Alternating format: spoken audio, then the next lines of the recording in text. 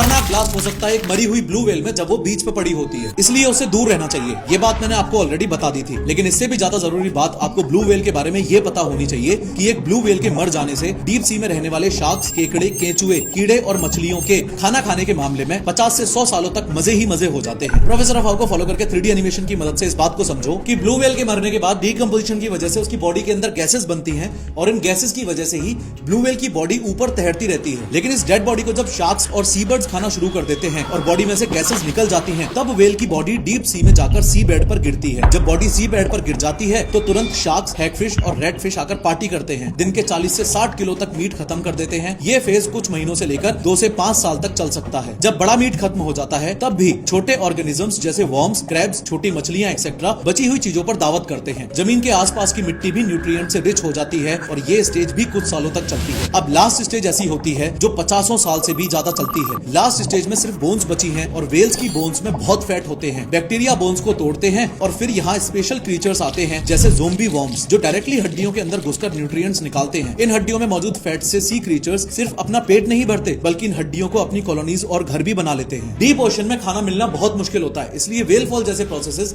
Nature के लिए बहुत प्राइसलेस होते हैं।